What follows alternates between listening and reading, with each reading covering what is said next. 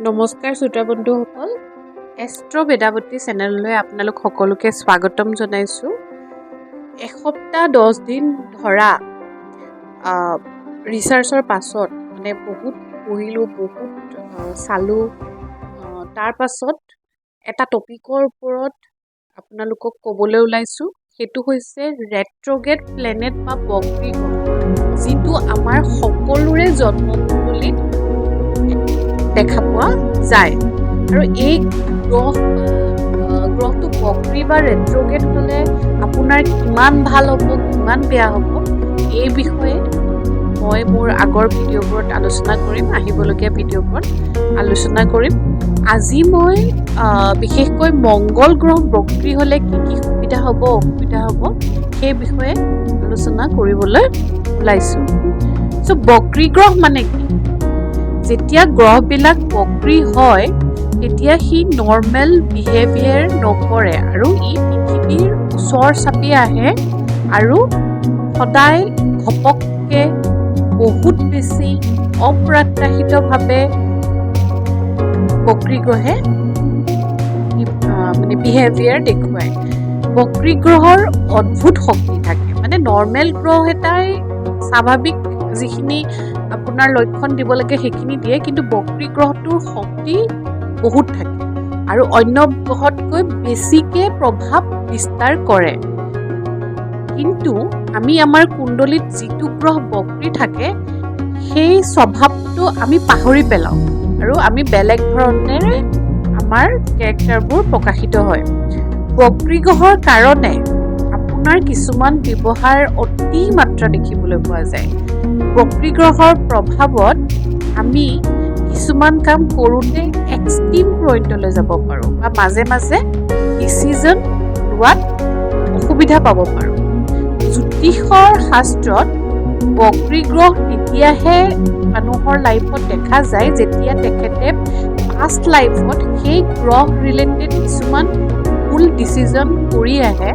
তেতিয়া কি হয়, এই নেক্সট লাইফত সেই গ্ৰহটো বক্ৰী হয় আৰু সেই ভুল ডিচিজনবোৰ শুধৰাবলৈ এটা ছেকেণ্ড চান্স আমাক ইউনিভাৰ্চ বা ছুপাৰ পাৱাৰে আমাক দিয়ে। গতিকে আমাৰ আত্মাৰ যিটো শিক্ষা, এই শিক্ষাটো কিন্তু এই নতুন লাইফত নেক্সট লাইফত যিটো লাইফ আমি পাইছোঁ সেই লাইফত বক্ৰী গ্ৰহৰ শুদ্ধ কামবোৰ কৰি আমি বহুত ছাকচেছফুল হ'ব পাৰোঁ। এতিয়া কোনকেইটা গ্ৰহ বক্ৰী হয় বা নহয় সেইকেইটাৰ বিষয়ে আলোচনা কৰোঁ।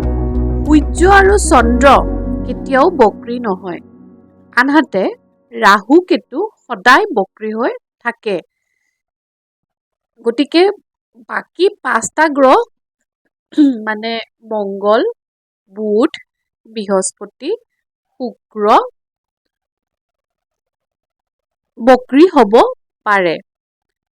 এতিয়া আমি আহোঁ, আজিৰ আলোচনাটোৰ বিশেষত্ব পইণ্টটোৱে হৈছে যে মংগল গ্ৰহ যেতিয়া আপোনাৰ জন্মকুণ্ডলীত বক্ৰী হৈ থাকে বা ৰেট্ৰগেড হৈ থাকে, তেতিয়া আপুনি কিখিনি সুবিধা বা অসুবিধাৰ সন্মুখীন হয়, তাৰ পৰা আপুনি কেনেকৈ সাৱধানতা অৱলম্বন কৰিব লাগে, সেই কথাখিনি আজি মই আপোনাক ক'ব বিচাৰোঁ। গতিকে মোৰ ভিডিঅ'টো অন্তলৈকে চাই থাকক আৰু ছাবস্ক্ৰাইব কৰিবলৈ নাপাহৰিব। মংগলৰ কাৰকত্ব ভাৱকেইটা কি? মংগলে মাটি বাৰী বুজায়, ভাই ভণ্টি বা চিবলিংছ বুজায়, ভূমি বুজায়, সা সম্পত্তি বুজায়। আৰু মংগল গ্ৰহ হৈছে 8 নম্বৰ ঘৰ আৰু 1 নম্বৰ ঘৰৰ কাৰক। গতিকে ই আয়ুটো, আমাৰ বয়স আৰু মৃত্যু বা এক্সিডেণ্টৰো কাৰক হয়।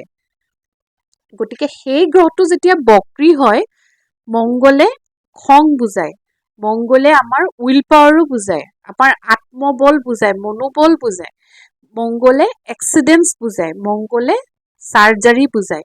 গতিকে এইবোৰ ঘপককৈ আপুনি আপোনাৰ লাইফত দেখিবলৈ পাব। গাড়ী চলাওঁতে বহুবাৰ আপুনি ভুল ডিচিজন ল'ব পাৰে বা ঘপককৈ আপুনি কিবা এটা কৰিব লাগিছিলে সেইটো নকৰাৰ কাৰণে এক্সিডেণ্ট হ'ব পাৰে। এইবোৰ কিন্তু ৰেট্ৰগেড মংগলৰ লক্ষণ হয়। সা সম্পত্তি লৈও আপুনি বহুত উচ্চাকাংক্ষী হ'ব, নিজৰ চিবলিংছৰ লগত মানে ভাই ভনীৰ লগত আইদাৰ বহুত এটেচড ফিল কৰিব বা বহুত ডিটেচড ফিল কৰিব পাৰে। বক্ৰী গ্ৰহে কেতিয়াও নিজৰ মাজৰ ৰাস্তাত নাযায়, ই আইদাৰ এক্সট্ৰিম মানে দুইটা এক্সট্ৰিম পইণ্টতে বিহেভিয়াৰ দেখুৱায়। কিন্তু আমি যেতিয়া আমাৰ কুণ্ডলীত বক্ৰী গ্ৰহ হৈ থাকে মানে মংগলটো যেতিয়া আমি বক্ৰী হৈ থাকে কিছুমানৰ কুণ্ডলীত, তেতিয়া সেই এক্সট্ৰিম পইণ্টলৈ যাব নালাগে, মাজে মাজে শুদ্ধ ডিচিজন লৈ যাব লাগে, তেতিয়া লাইফত বহুত ছাকচেছ হ'ব পাৰি। বক্ৰী গ্ৰহ যদি মংগল হৈ থাকে তেতিয়া কাৰো লগত শত্ৰুতা কৰিব নালাগে বা কাৰো লগত অতি মিত্ৰতাও কৰিব নালাগে, ইম্পালচিভ ব্যৱহাৰটো ত্যাগ কৰিব লাগে। মংগল বক্ৰী হলে আপোনাৰ খঙৰ সীমা নাইকিয়া হৈ যায়, মানে ইমান খং উঠে আপোনাৰ, গতিকে আপুনি কি কৰিব, আপোনাৰ ঘৰৰ মানুহৰ লগত আলোচনা কৰিব লাগে। ডিছকাশ্যন অন্যতম উপায় বক্ৰী মংগলৰ কাৰণে আপোনাৰ খংটো আপুনি মাজে মাজে কথাৰ দ্বাৰা প্ৰকাশ কৰিব লাগে, তেতিয়া কি হ'ব আপোনাৰ মংগলে ভাল ৰিজাল্ট দিব। প্ৰপাৰ্টি লৈ আপোনাৰ মনত বেলেগ বেলেগ ধাৰণাৰ উদ্ভৱ হ'ব পাৰে।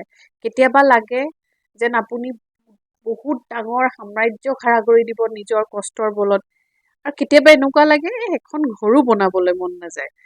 মানে আপোনাৰ মনটো দুই ভাগে এক্সট্ৰিম পইণ্টত বিহেভ কৰিব পাৰে। সেয়েহে বক্ৰী মংগলৰ লক্ষণবোৰলৈ যদি আপুনি দেখে তেতিয়া আপুনি মধ্যম পন্থা অৱলম্বন কৰিব, আৰু ভূমি মাটি বাৰীৰ কাম কাজত সদায় সাৱধানতা অৱলম্বন কৰিব, আৰু ভাই বন্ধুৰ লগত এটা সুন্দৰ সম্পৰ্ক ৰক্ষা কৰিব।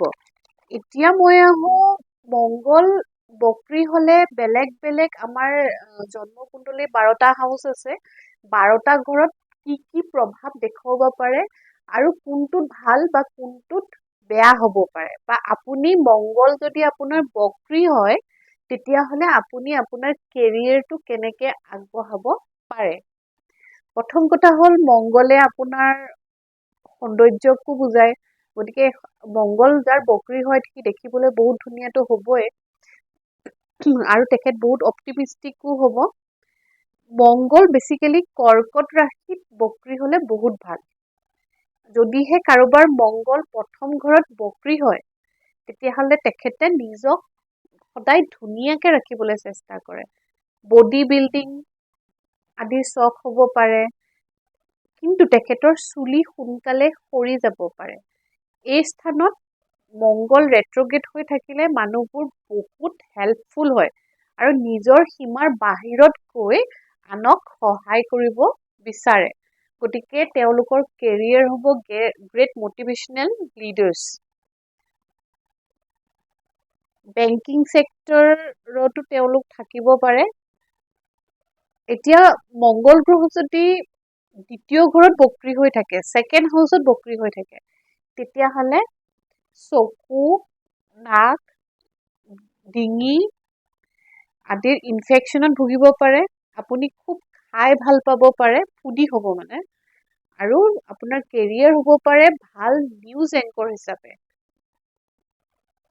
যদিহে পুৰুষৰ মংগল বক্ৰী হয় তেতিয়াহ'লে তেখেত বহুত সুন্দৰ হ'ব, মহিলাই খুব ভাল পাব, আৰু যদিহে মহিলাৰ কুণ্ডলীত মংগলটো ছেকেণ্ড হাউচত বক্ৰী হৈ থাকে তেতিয়াহ'লে তেখেত বহুত ধুনীয়া হ'ব পাৰে আৰু বহুত ধুনীয়া এট্ৰেক্টিভ ফেচ থাকিব, কিন্তু ফেচত পিম্পল আহিব পাৰে। মংগল যদি তৃতীয় হাউচত বক্ৰী হৈ থাকে তেতিয়াহ'লে তেখেতে তেখেতৰ চিবলিংছৰ লগত বহুত ভাল সম্পৰ্কত থাকিব পাৰে বা বহুত বেয়া সম্পৰ্কত থাকিব পাৰে। বেয়া মানে কাজিয়া পেচাল হ'ব পাৰে। তেখেত বহুত এক্টিভ হয় ফিজিকেলি আৰু ঘৰত সোমাই থাকে কিন্তু ভাল নাপায়। এই লক্ষণটো কিন্তু মংগলৰ সকলো ঘৰতে দেখা যায়। মংগল যাৰ ৰেট্ৰগেট হৈ থাকে তেখেতে কিন্তু ঘৰত থাকি ভাল নাপায়, এনি টাইম মচনত থাকে, এনি টাইম মুভমেণ্টত থাকে, ঘূৰি ভাল পায়, আউটডোৰ ট্ৰেভেল কৰি ভাল পায়।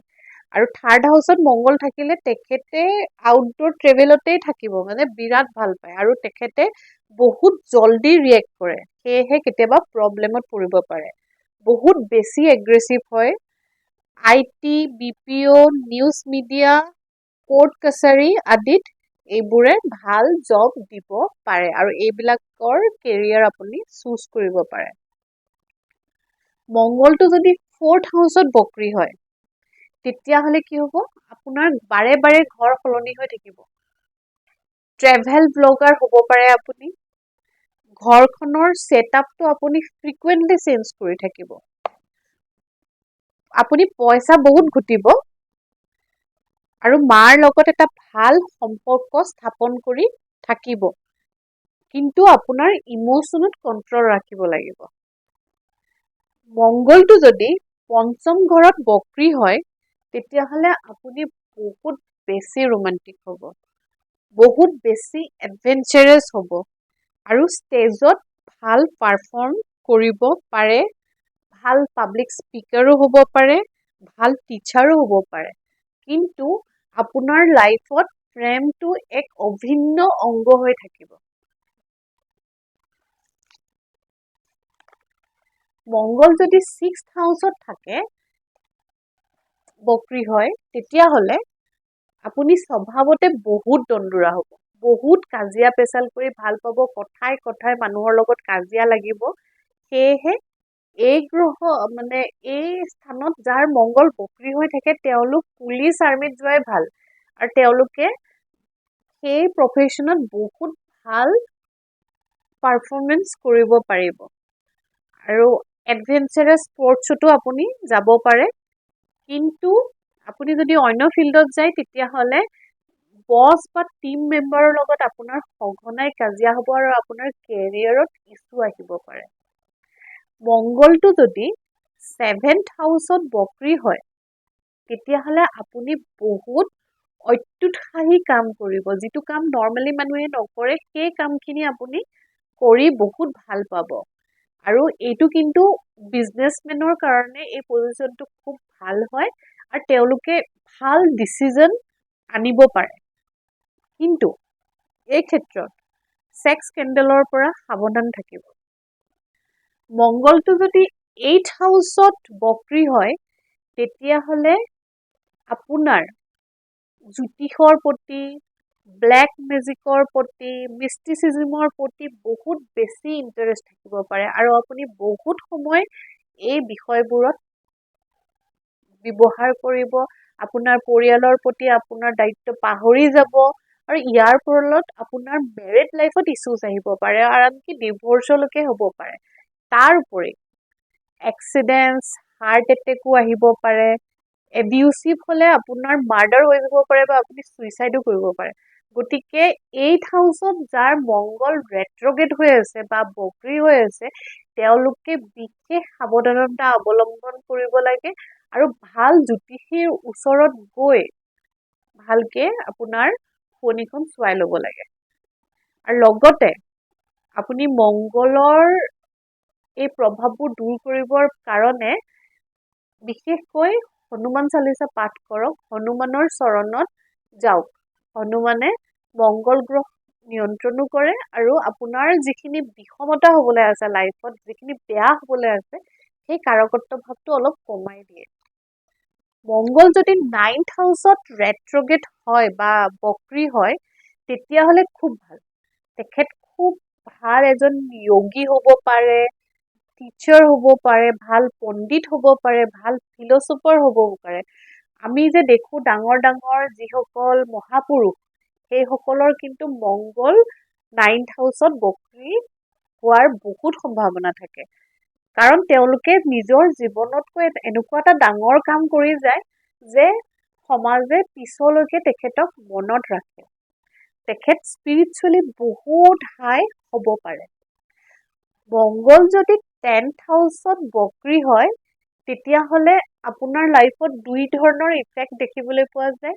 আপুনি আইদাৰ বহুত ভাল হ'ব পাৰে বা বহুত বেয়া লিডাৰ হ'ব পাৰে আৰু বহুত বছি হ'ব পাৰে। আপুনি মানে কি বহুত আনৰ ওপৰত আনক ডমিনেট কৰিবলৈ চেষ্টা কৰিব পাৰে। গতিকে আপোনাৰ কেৰিয়াৰত কিন্তু বহুত আপছ এণ্ড ডাউনছ থাকিব, মনৰ শান্তি একদম নাথাকিব কেৰিয়াৰক লৈ, আৰু আপুনি আপোনাৰ কৰ্মস্থানক লৈ সদায় দুখী থাকিব। গতিকে এই ক্ষেত্ৰতো আপুনি সাৱধানতা অৱলম্বন কৰক। বছিজিমটো ত্যাগ কৰক আৰু হনুমানৰ চৰণত শৰণাপন্ন হওক। মংগলটো যদি 11th হাউচত বক্ৰী হয় বা ৰেট্ৰগেট হয়, তেতিয়াহ'লে আপোনাৰ সাংঘাতিক আয় হ'ব। মানে আপোনাৰ পইচা পাতিৰ কেতিয়াও অভাৱ নহয়, যথেষ্ট সা সম্পত্তি পইচা পাতি আপুনি এই লাইফত কৰি যাব পাৰিব। আৰু এইটোৱে এটা লক্ষ্মীদায়ক যুগৰো সূচনা কৰে আপোনাৰ কুণ্ডলীত, আৰু সমাজত আপোনাক বহুত ভাল এটা স্থান দিয়ে। আপোনাৰ এগৰাকী পেশ্যনেট গাৰ্লফ্ৰেণ্ড থাকিব, যি আপোনাক বহুত ভাল পাব আৰু তেখেতে আপোনাক ডমিনেট কৰিবলৈও চেষ্টা কৰিব।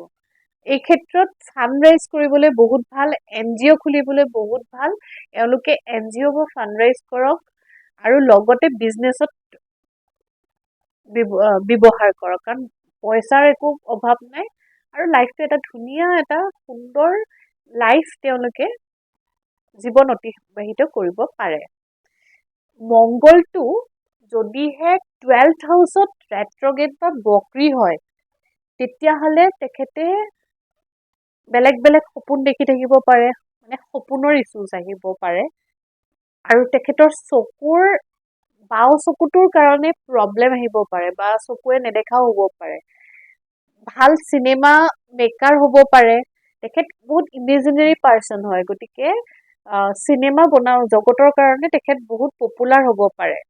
বহুত চিক্ৰেট ছেক্সুৱেল এফেয়াৰ্ছ থাকিব পাৰে বা ফৰেন লেণ্ডৰ প্ৰতি এট্ৰেকশ্যন থাকিব পাৰে, ফৰেনাৰ্ছৰ লগত তেওঁ বিজনেছো কৰিব পাৰে বা কিবা কাম কৰিব পাৰে, কিন্তু সেইবিলাকত চবতে সাৱধানতা অৱলম্বন কৰা ভাল।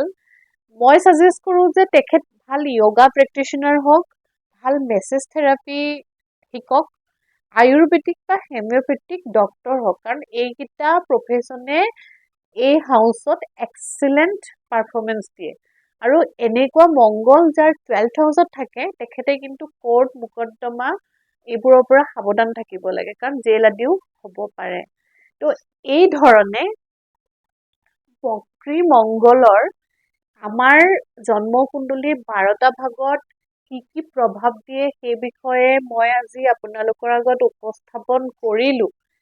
আপুনি আপোনাৰ জন্মকুণ্ডলীখন খুলি লওক আৰু তাত আপুনি চাওক যে আপোনাৰ যিকেইটা গ্ৰহ আছে, 12টা গ্ৰহ, তাৰ কাষত আপুনি R চিনটো দেখিব ৰেট্ৰগেডৰ, বা ব চিনটো দেখিব। তাৰ মিনিংটোৱে হৈছে যে আপোনাৰ সেই প্লেনেটটো বক্ৰী হৈ আছে। আপুনি বিশেষকৈ কেতু আৰু ৰাহুতো বক্ৰী দেখিবই, সেইটো সকলোৰে বক্ৰীয়ে হৈ থাকে। তাৰ বাহিৰে আপুনি বাকী 5টা গ্ৰহ অনুসৰণ কৰক। যদিহে আপোনাৰ ৰেট্ৰগেড হৈ আছে, তেতিয়াহ'লে আপুনি কি কাম কৰিব, কেনেকে তাৰ সাৱধানতা অৱলম্বন কৰিব, সেইবোৰ জানিবলৈ মোৰ চেনেলটো ফ'ল' কৰক। ধন্যবাদ। আজিলৈ আহিছোঁ। মোৰ নেক্সট ভিডিঅ'ত বৃহস্পতি ৰেট্ৰগেড হ'লে কি হ'ব, আপুনি কি সুবিধা পাব বা কি অসুবিধা পাব, সেই বিষয়ে আলোচনা কৰিম।